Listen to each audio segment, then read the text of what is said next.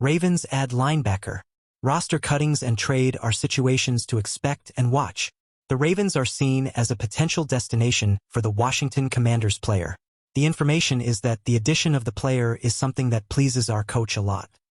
Subscribe to the channel to receive important information from the Ravens. There are some fair questions to be asked about the Baltimore Ravens defense due to concerns when looking at a potential depth chart. At linebacker, Baltimore will look to Trenton Simpson to take on a starting role in 2024 after playing sparingly as a rookie last year.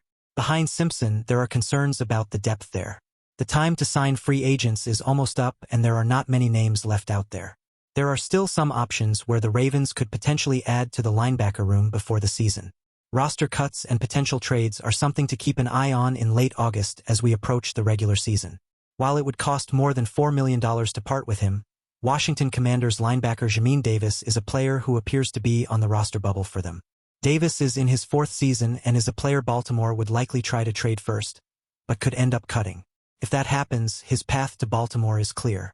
It wasn't until the final game of the regular season last year that the Ravens heavily featured Simpson on defense in place of Patrick Queen, and he looked solid.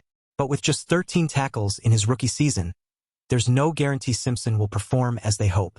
Roquan Smith holds the other linebacker spot as an All-Pro, but Baltimore can't put everything into him. Josh Ross and Deion Jennings have very little to no experience behind Simpson, and that's a recipe for disaster. Davis had 89 tackles and 3 sacks in 16 games for the Commanders last season, but his role appears to be much different this year after being a starting linebacker for 3 years. The first-round pick has been working as an edge rusher rather than a linebacker in training camp thus far.